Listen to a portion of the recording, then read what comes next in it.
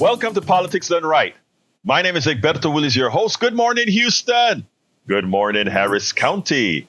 Good morning to the great state of Texas. Good morning to the United States of America. Good morning to every nook and cranny where our 100,000 watt transmitter permeates into those FM radios still in use. And by the way, good morning to the entire world who hears us through the magic of the internet and all the permeations that it has, not locally, not statewide, not nationally, but internationally. We have people listening all over the world. Anyway, folks, before we get started, let's go to the geniuses in the studio, Senor Howard Reynolds and Jack Van Bibba. Well, good morning, Egberto. It's another fine day here at the radio, and Jack is here. He's taking care of things. Even took out the trash this morning. I want to thank him publicly for taking out the trash. I usually get here and there's those cans out front. I went, thank you, Jack, and thank God for Jack. So I don't have any rants today, but I do have an observation we'd like to talk about. But before you do that, Howard, before you do that, okay. You always talk about not having a rant. It's an observation or it's something else. Brother, still a rant. You earned your rant. A rant by any other name would still be a rant, huh? But anyway, so. Give me your observation, my dear brother. The observation is I was listening to Arnie on the way in this morning, and she had the author of a book called Rural White Rage. Oh, yes. And I can understand that. And I can also understand, the resistance to DEI and how they're forcing all this on us and such, because the United States is made up of 65% white people. And if you're seeing the white rage, you're seeing the backlash of it by the idolization of Donald Trump. If you look at it, that's a symptom. Donald Trump is a symptom. And I know that we're, endangering ourselves by, what is it? Donald Trump rage syndrome or derangement syndrome, Trump derangement syndrome. But if you look at this and the folks in the rural areas who have had their factories closed, who have had their lands taken from them, and then you turn around and say, "Oh, well, DEI, we need to give these folks a chance in all this." Well, they're not going to do that because they're angry, they're raging out there, and the man who most identifies with them, or that they identify with, is the raging maniac, Donald Trump. That is why he is their spokesperson. Disconnect the dots. Damn. I heard about the book. In fact, I think I wrote a blog after either Rachel or what somebody covered the book on MSNBC, and I wrote a little blog about it. I wish I knew you were going to come with that rant, but you know what you're going to force me to do? After Jack gets his piece out, you already are forcing me to talk about the issue, Howard. What kind of a brother, what kind of a friend are you, man? Oh, well, I'm the friend who holds the button that keeps you on the radio. Well, that's true. Wow, you got me there, brother. You got me there, man. Dang, you got me there. Egberto, you know that I love you, and we work very well together. And between you and I, you're right. Race is stupid. It's stupid. Yeah, it is. And that's why now that you brought that up, I'm going to expand on something that you said there because it is so, so, so important. But before that, I don't want to leave our brother Jack without saying his piece first. Yeah, man, you stole my rant. Yeah, he's got something else. He always talks about Mother Earth or the corporatocracy. So what you got today, Jack? Well, this is going to be on a healthcare topic. Single payer versus the predatory healthcare system we have now that preys on the patient when they're at their most vulnerable. No human being deserves to be held hostage for their health care. It is government's responsibility to protect the people from these rampant healthcare abuses. Instead, it has delivered us through Medicare take advantage of you right into the clutches of the for-profit insurance companies who seek to line their pockets with the people's Medicare dollars. Those rats. Those Grinches. Absolutely. How do they get away with it? Look, how do they get away with it? We let them. Because we let them. Because we let them. And Jack is 100%. Jack opened this door and it goes like this. Folks, if you are given the option Medicare or Medicare Advantage, which you always will be, Medicare Advantage have a tendency to seem less expensive until you need it. And some people, I will admit, based on how it's presented, it's the only thing they can afford because of having to buy Medigap to cover the 20% that traditional Medicare doesn't cover. But I'm going to tell you something. If you can scrape up the dollars, if you can get health or whatever, go for traditional Medicare. Medicare Advantage is a racket that in the long run will cost you.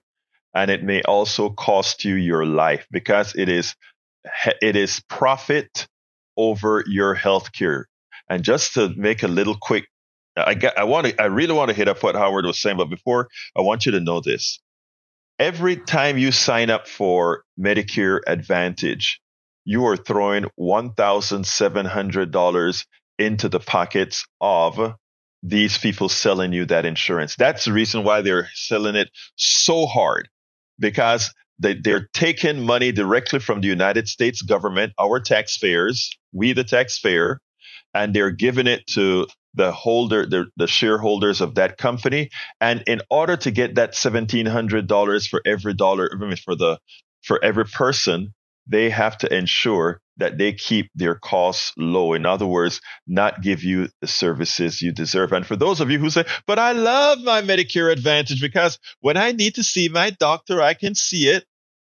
It's just a matter of time that most people, not all, that most people will get denied because by something that they do need, and realize also that it doesn't cover everything as they advertise.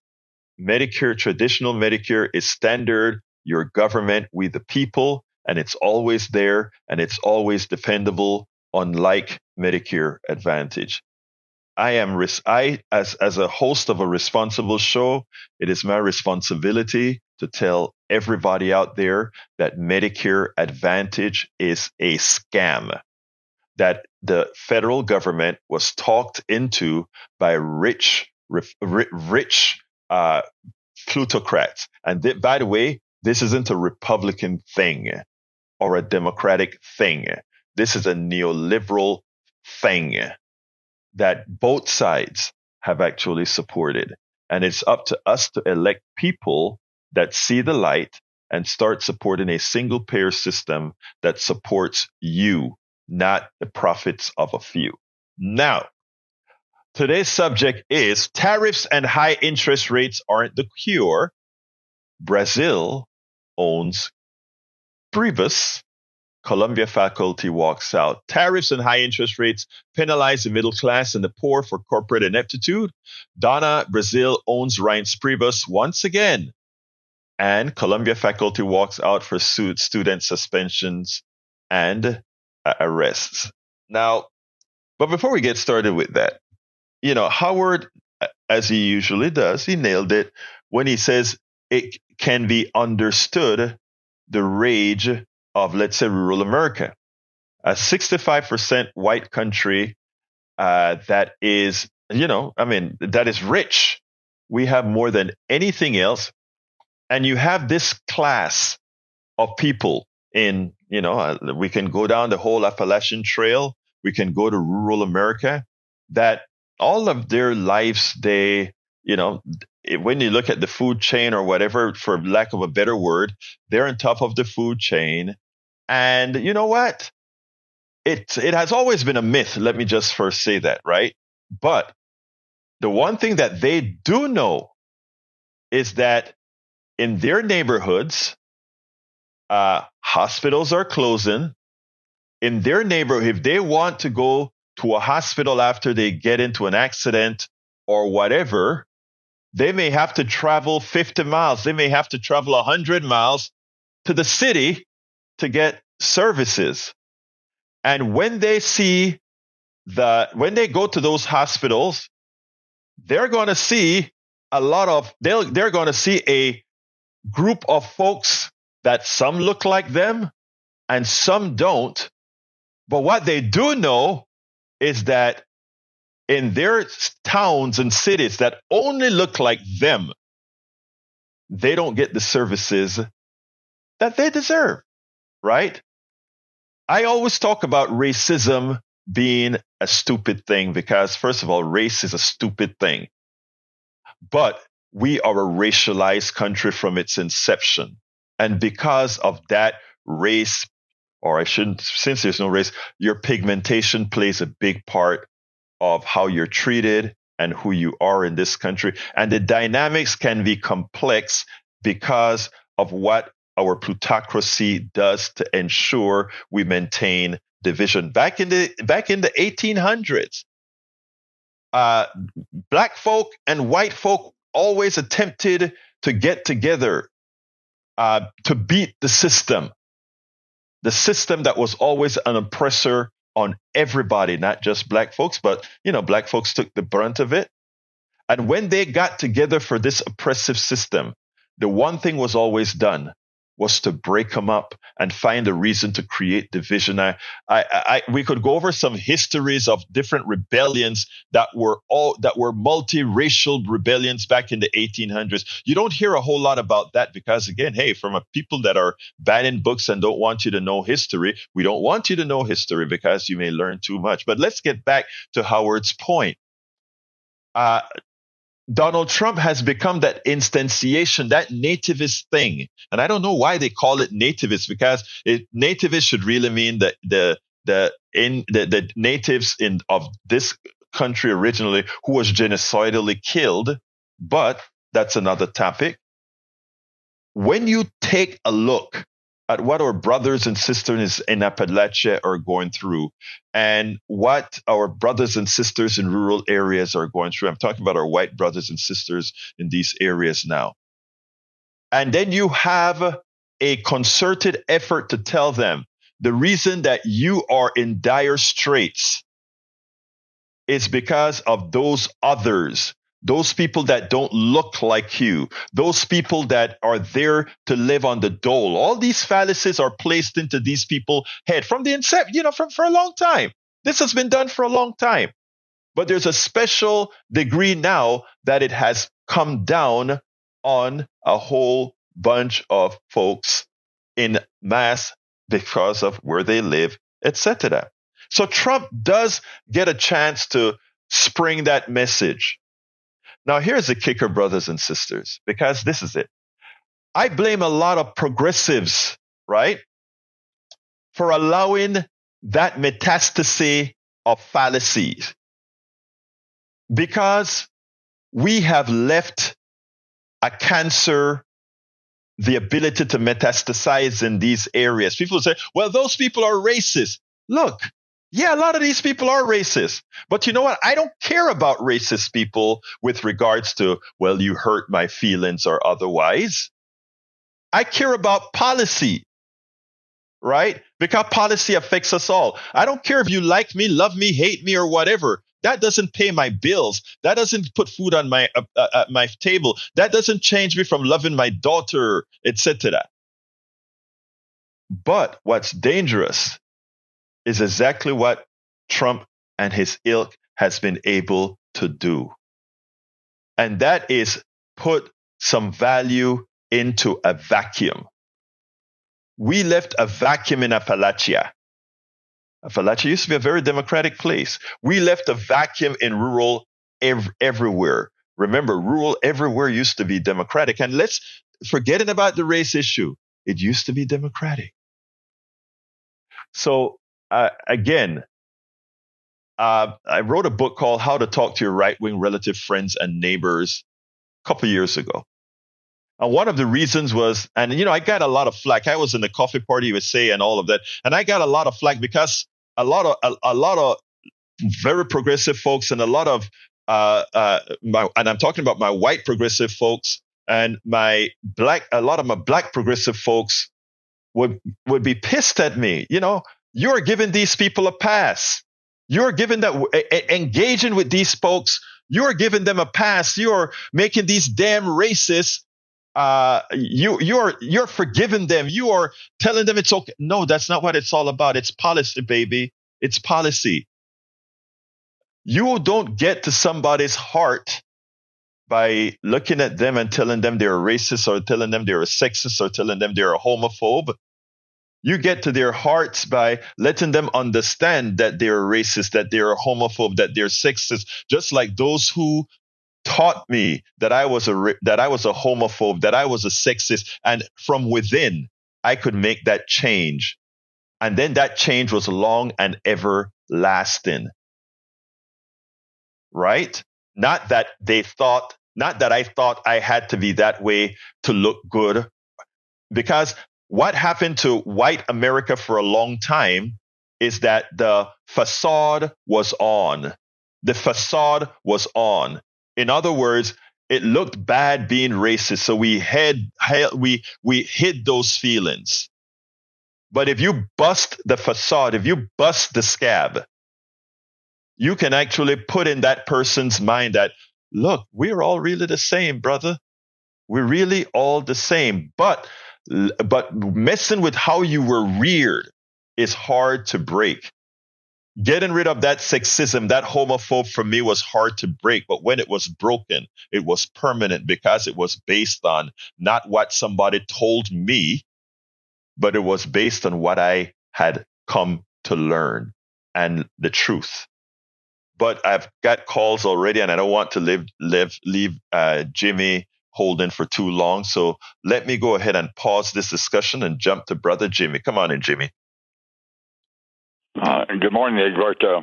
Yeah, I'm going to talk about Medicare Advantage. I have Medicare Advantage, and I love it. I have no copay when I go see a doctor or the hospital. It's completely free. So, and I'm with a good doctor who's with Memorial Hermann System over here at Memorial City Mall. And it's really a good deal for me so far. I haven't seen any advantage. It's free for everything when I go see a doctor or a hospital.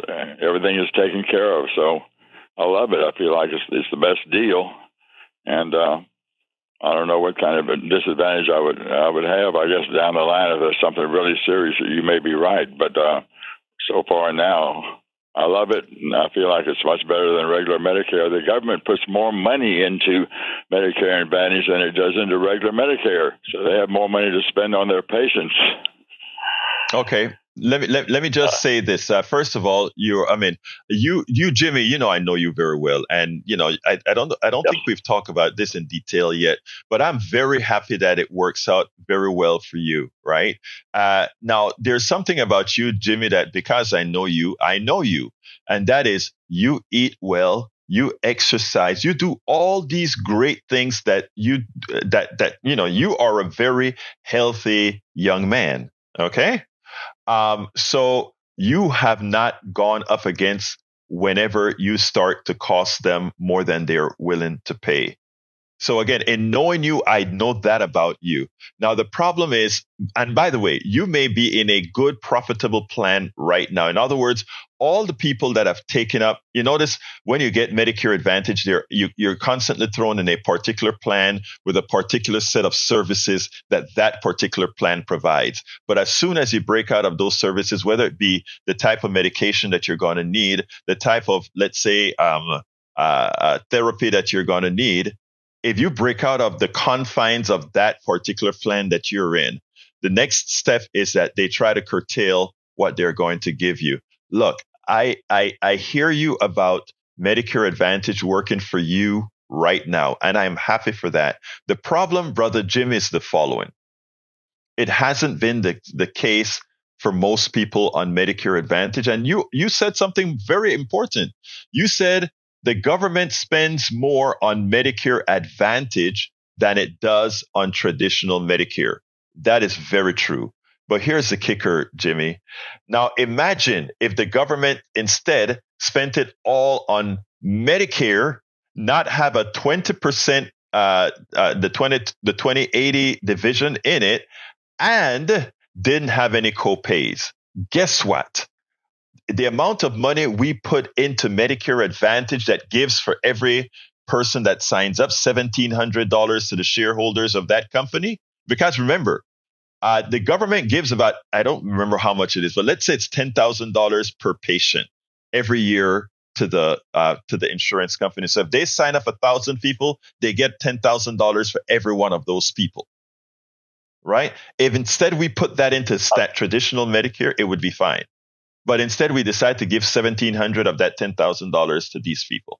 It's unfair. It is fiscally irresponsible. And while it is okay for Brother Jimmy, the individual, for the rest, for a large percentage of Americans, it actually hurts them. Anything else, Jimmy, before you go on? I will say something about the people that support Donald Trump. I think that a lot of time they're racist. They're against black people, they're against gays, and they're definitely against immigrants. They want them all to go back home. I know a person who loves Donald Trump, and they also watch Fox. In fact, to me, Fox News is just a propaganda wing. They spend their whole hour denigrating Biden and Pelosi and the Democrats. And people fall for that, unfortunately. You're right, Jimmy. Jimmy, look, you're right. But let me ask you a foolish question. As a white guy, let me ask you, meaning you are a white guy, not me. But let me ask you this. How best do you get to that person you know is a racist? Calling them a racist or making them come to their own conclusion that racism is stupid? When they make comments against another race, and I say that you sound like a bigot talking like that. I mean, you shouldn't be denigrating a whole race of people. There are a lot of very good people in every race, and a lot of bad people in every race too. But Jimmy, like I said, I know you. By the way, folks, let me just tell you, Jimmy is a known activist around Houston. He works hard in the Houston Peace and Justice Center and many other places. He writes op-eds, etc. He is one of the good guys out there doing a whole lot of work in the movement. By the way, Jimmy, I got to go to Donald, but thank you for who you are, brother. Thank you, Egberto. Take care. Bye. All right, let's go to Donald. Come on in, Donald. Good morning, Egberto. The field of dreams, if you build it, they will come. That's just a fact in the nature of it. They're going to come in. You can slow them down, you can stop them, but we have laws. And this is the way Trump is going to get the votes that you don't understand how he's getting them. The simple fact that they will persecute that man to the full extent of the law, even when it's so minute that it's not even worth it. I mean, we've got our leading witnesses as the Inquirer. Have you ever read the Inquirer? Now, that is an upstanding, awesome piece of information. If you're at Walmart in line, look at it, read it. It's full of content. You will be the better person. And when you talk about this, hold on, Donald. Hey, folks, before Donald finishes, Donald is being facetious. He doesn't mean what he just said. Okay, I just want the audience to know that. All right, continue, Donald. But at least there's some eye candy, or used to be eye candy up there. You can't, because when you talk about Mr. Pecker, that's what got the man in the problem in the first place. Oh, Lord. Let's just make that straight. But seriously, if you take 35 cents out of my dollar, 35 cents out of my dollar, why the hell do I not have more say than the person who's only getting 13 cents out of their dollar? You talk about a rage, this, that, and the other. Everybody should be pissed off at the government. Both parties suck. And at least... But wait. Hold on a second. Donald.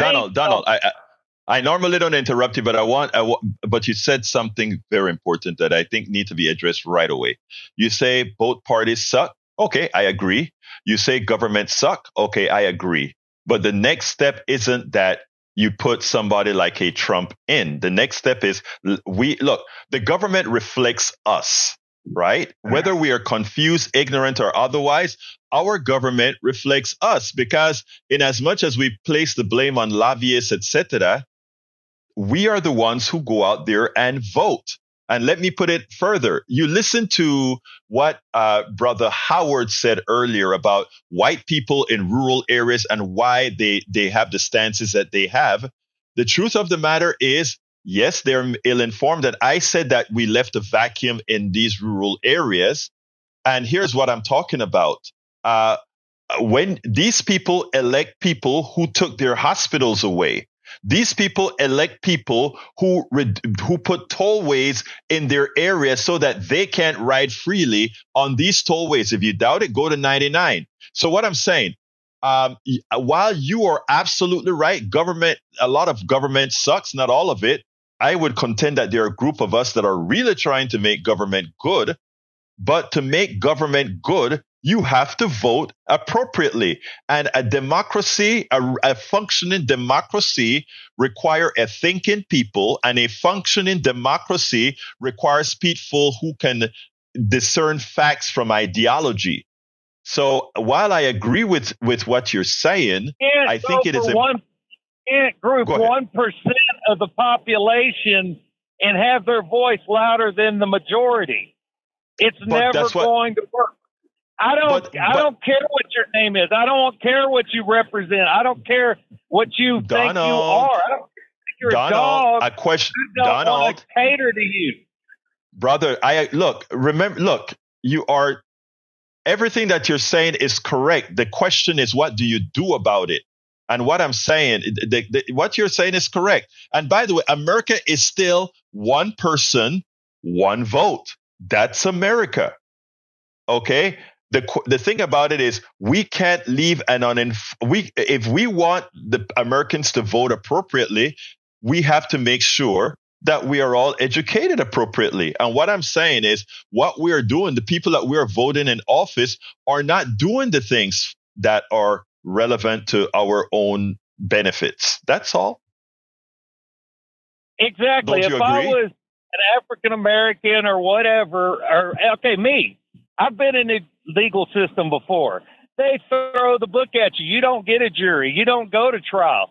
You plea bargain out. You take the worst of the worst. You pay your fines, your restitution, everything else, and you go on about your business, because you cannot fight the system. The system is rigged.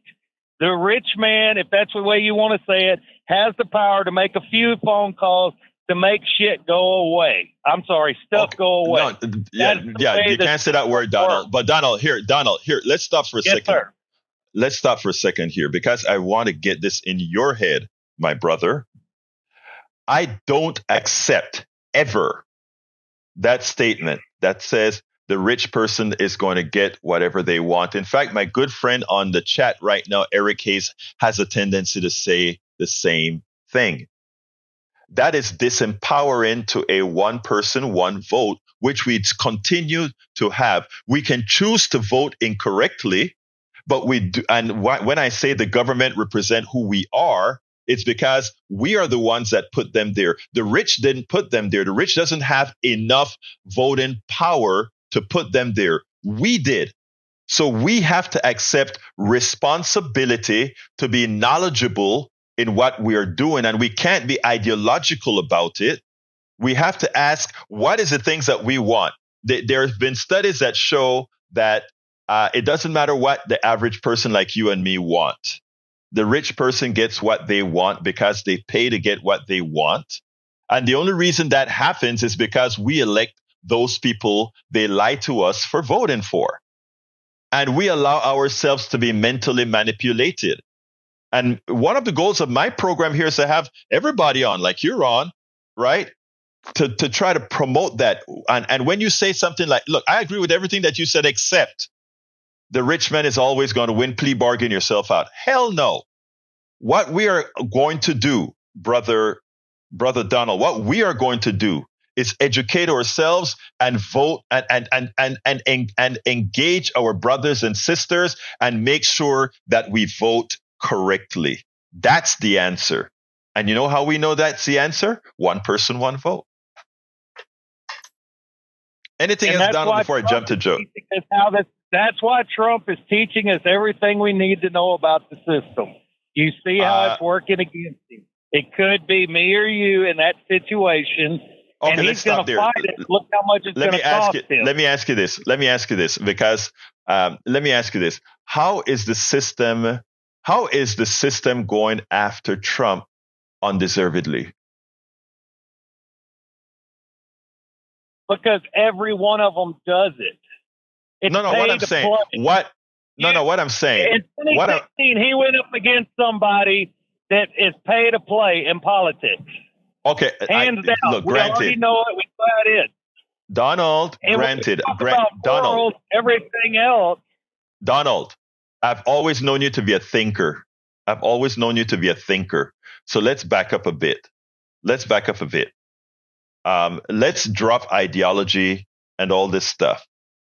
Do you think if I were in court for the things that the charges that are being placed on Trump right now, do you think I would be able to delay my time? Do you think I would get all these I don't see why you think that you and I, a black person and not a rich white person, why do you think we would have been afforded the same type of legal maneuvers that Donald Trump has right now? Do you think you'd have been afforded that? That's a yes or no question.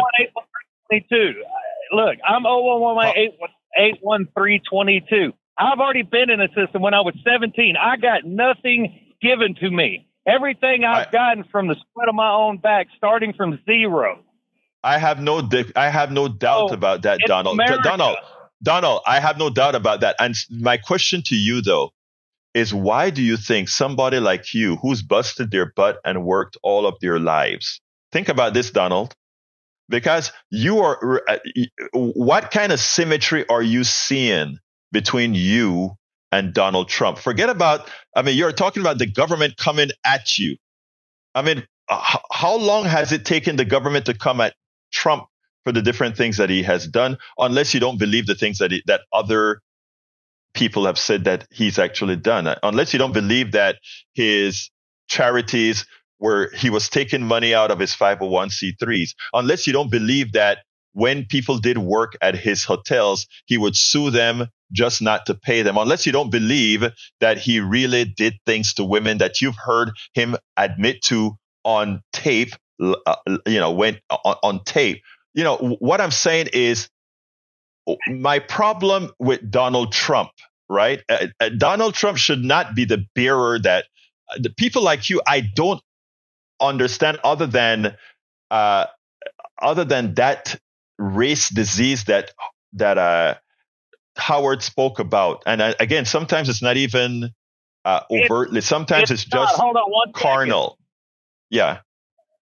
And when he had the opportunity, he did not go on stage when they did not announce Ben Carson for the debate. He stopped, stood by that man's side, and would not enter into that arena until they acknowledged him. Go back and look at it. That's somebody's character you cannot change. Hold on a second, though. Look, that may be true. I don't remember that particular incident, but I take you at your word that occurred. Okay. But what I'm saying, let's go back when we talk about your statement was that the system is going against Brother Trump. Okay. And I'm saying, look at all the things that he has done, that the system didn't go after him, that had I done that, I would be in jail forever. Again, we itemize that. We're not talking about anybody else. We're just talking about Donald Trump. If we go ahead and look at all the illegal things that he has provably done, if we look at the things that he has done to women, provably, and I can't understand good people other than for the rationale that Howard spoke about earlier. I can't understand good people standing for him. I can't understand you, somebody that I respect, because of a lot of what you say. There is a switch here, brother. There is a context here that I speak about all of the times, that where we have to be able to separate the issues that sometimes we don't. Is the system broken? Yes. Is our government broken? Yeah. But you don't elect somebody who just comes out and say, I'm going to go out there and bust it open, or I'm going to go out there and change the state, and then allow that person who's going to do that to have the flaws that a Donald Trump has. Because They're human flaws. They're human. But the kind of flaws, I would have voted for Ben Carson all day long. Howard, the kind of flaws that you didn't like his IRS statement. The flaws that Donald Trump has should be fatal as a national leader. Again, if you take a look at his flaws, if you take a look at the things that he has done, I don't think it would have been tolerated from any. Again, I think he suffers from the rich being rich as well. The things that he has done to women, provably. The things that he has done to others financially, provably. The things that he's done to other people like you and me, provably. I don't see how people continue to support him. But we can't. I got to go to somebody else, Brother Donald. So let's keep talking about it. Go ahead. Thank you. Thank you, man. Yes, sir. All right, let's go to Joe. Come on in, Joe. Hey, good morning, Egberto. Good morning, Brother Joe. Plus one, buddy, brothers. Good morning. So I think that, if he had provably done things to these other people, I think he would have been charged and convicted for them, right? But he wasn't. No, that's not. What does that tell you? That tells you that's all a bunch of stuff on TV, right? I think people need to just turn their TVs off. No, Joe, let me ask you this. The one thing you could say that if you hadn't heard a tape with him saying what he does to women, right? A woman said before that tape. Wait, Joe, you made a statement. Let me make a statement, please. Let me make a statement, Joe. Okay. Before he said what he did to women, other women came out and said he did that to them. And then on a tape, he admits that he does that kind of stuff while he's having boy talk in a bus that was taped.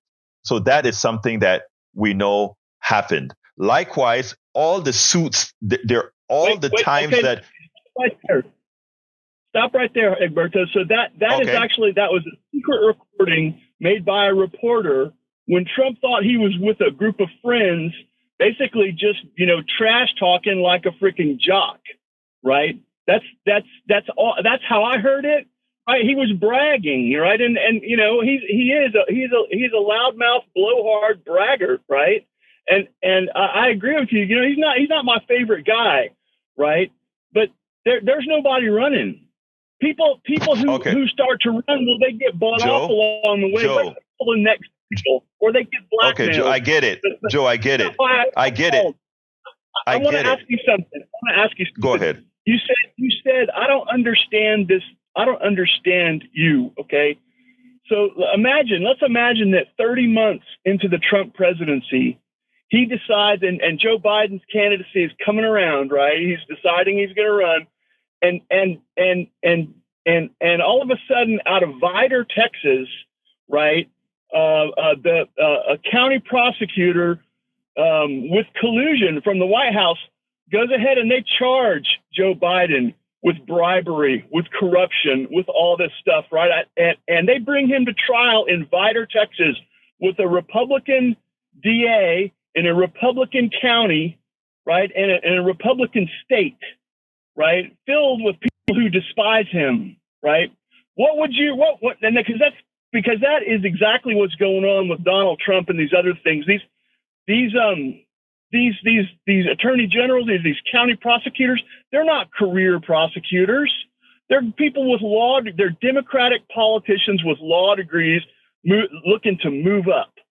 That's all that they are. Right, except now, Jackson, Joe, downright evil. Joe. I mean, look, we can spin it any way we want to, right? But here's the reality. And you can call it shop talk, whatever. That's one of the issues with patriarchy. That's one of the issue with sexism, etc. We accept guys who do these things and somehow make it okay. The truth of the matter is deep in your heart, I know you know that Donald Trump is the kind of guy that you heard doing that crappy shop talk. That stuff was psychologically tested. That response that Trump gave about this is boys having boy talk and all of that was psychologically tested to reach you and some others. Okay. So that is what the truth of the matter is. The guy's a sexist, misogynist. We know that. You'll see how he treats reporters. We see it with our own eyes. Not only that, the guy has stiffed people and constantly, went bankrupt so often. I mean, look, that's the reality. You can't argue the factual realities. Now you can be so mad at the system that you say, I can accept him even with all these flaws, but then don't consider yourself fair. But look, Joe, I know where you stand and we'll keep talking as usual. You know, you have a platform here. I give you your opportunity to talk, but I have more people that I got to go to. So we'll talk another time. Okay. And by the way, wait. I did get that email you were supposed to send me at kpft@politicsandright.com. Never got it. I sent it yesterday. I'll check. I sent it 30 minutes after we talked. Please make sure because I didn't get it. Thank you, brother. Peace. All right, let's go to Marlene. Come on, Marlene. Hey, I love that you get off nights, but so I caught the tail end of what Joe was saying, and my take on that was that, are you there? Yeah, I'm here. Hello? I'm here, Marlene. My take on that was that he was arguing that they're out to get Donald, not that Donald was innocent. Mm-hmm. So does he believe that he's guilty and they're looking for things, and of course you can find things if you look? Or does he believe Trump is innocent? He didn't say that he thought he was innocent. Yeah, no, if you listen to Joe and what a lot of these guys say, they're not necessarily fond of Donald Trump. I mean, Donald isn't fond of Donald Trump, but folks look, this is my opinion about Donald and Joe, right? I think that they are so fed up with the system, and Trump, in my opinion, and Joe and Donald, y'all can tell me about this tomorrow, but I think that he represents that pushback because I don't think neither Donald or Joe are overt racists at all. I don't, right? But I'm not saying that, but Go ahead, Marlene. Well, I'm not saying that they're racist. That I just wanted to know if Joe thinks he's innocent. I don't think Joe thinks. I think Joe has said many a times that he acknowledges that Trump has done things, but I think a lot of times they create a false equivalence between the things that Trump has done and the way, let's say, a Hillary operates or a Biden operates. I think they despise Hillary and Biden so much so that they're willing to accept things that Trump does. And I know that they wouldn't get away with the things that Trump has gotten away with. But when you say they're tired of the system, what system are we talking about? Are we talking about OSHA laws, child labor laws? I mean, what system? The FDA? I mean, what system do they want to do? Let me explain that, Marlene. And this is what I was trying to talk with Howard. I just shake my head thinking, what is it that I just read today that in Louisiana, they passed a bill to repeal allowing children, minors, to have a lunch break. That is true. That happened in Louisiana. And again, don't tell me we don't need child labor laws. Don't tell me that we don't need CPS. No. This is what they're doing. They're tired of the system. They need to come right out and say what the system that they want to do away with. Do they want to do away with air conditioning? The regulations for planes. I mean, what? Marlene, you see, again, you are from a school of thought, And that, again, you're from a school of thought. In other words, you went through, you have been primed with information. You have been around folks with this information that has allowed these things to grow in your mind and understand why they're there, right? When you go and when I complain about what progressives have done by leaving a vacuum, what I'm talking about is I sit down. Look, first of all, when I go ahead and engage right wingers, I get a lot of flack from my folks and like, you don't need to be doing that. You shouldn't have to do that, etc. Right? And what I said is, no, we have left a vacuum.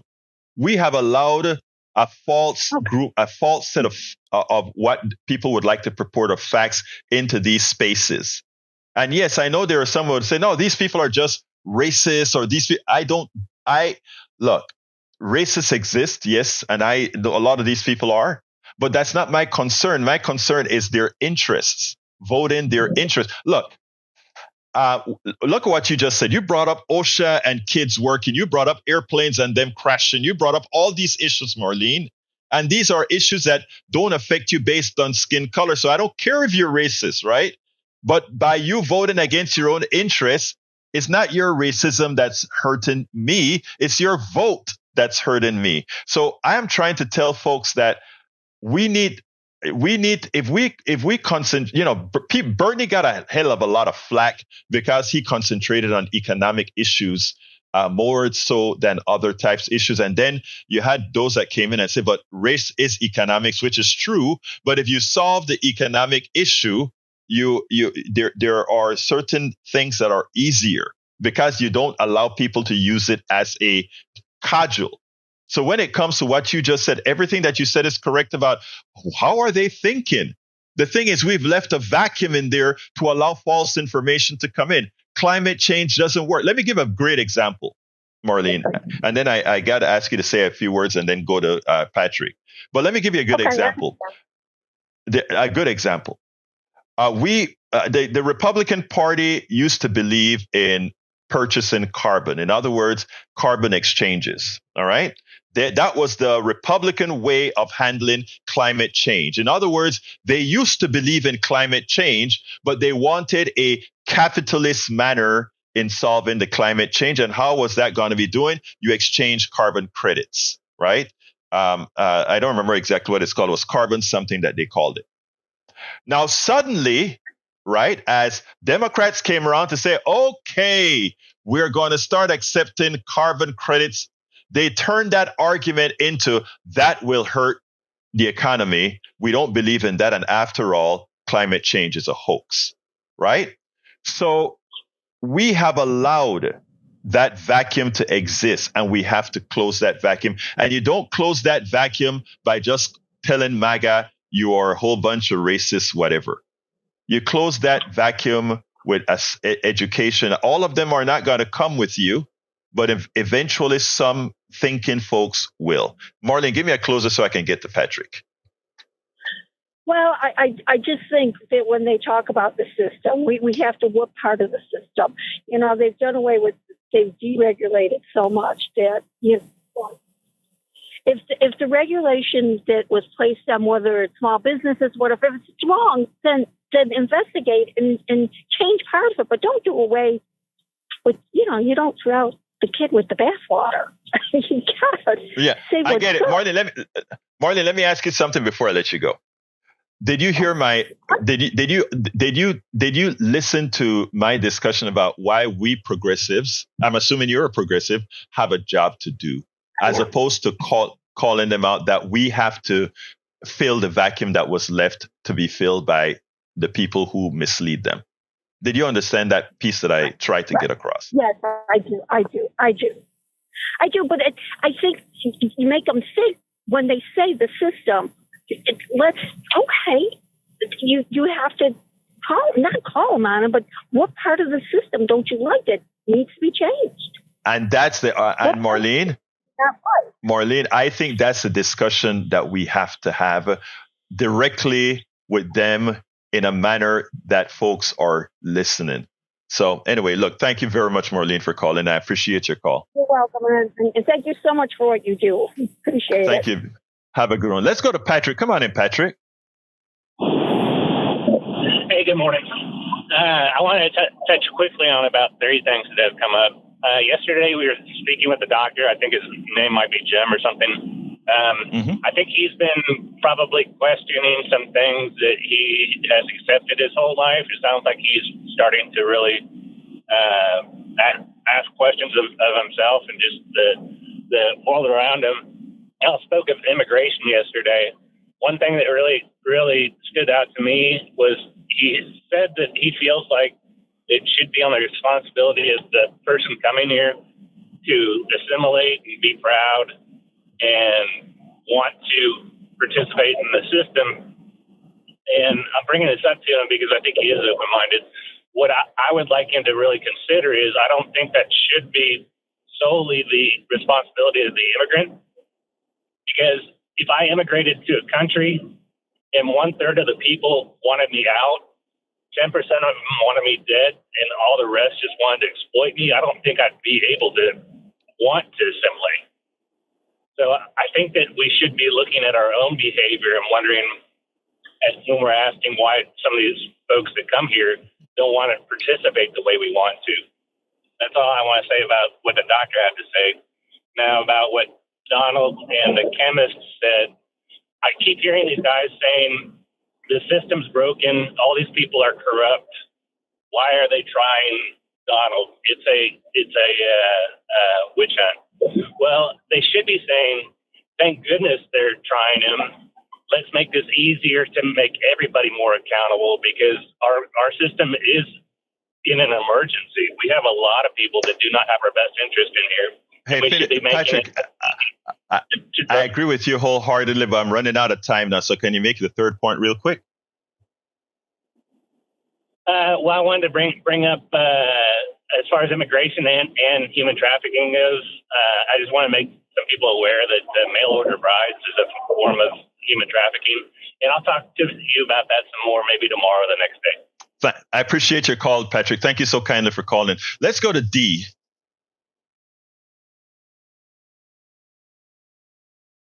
D, you're on. Hello, D. Maybe they just got tired of waiting. Okay. All right. Let's go to Brian. Let's put her on hold again. Let's go to Johnny then. Oh, come on in, D. Hey, I'm sorry about that. I misplaced my mute button. That's all right, D. Go ahead, D. Oh, I was supposed to meet with Steve and just talk about my Ignite purpose. I think I might be on the wrong show. Oh, yeah. Okay. If you need to talk to Steve, he starts from about an hour and 8 minutes from now. Okay, D? Oh, my God. I'm so sorry. Have a great day. That's all right. You have a great day. Let's go to Johnny. Come on in, Johnny. Hey, you guys, I hope you can hear me okay? Yes, sir. But Johnny, we've been missing you, but come on in, brother. You mentioned how the capitalists, at one time they support the idea of carbon purchase to deal with the environment, created by problems dealing with unfettered capitalism. You know how we know that they're not really serious about addressing the environment?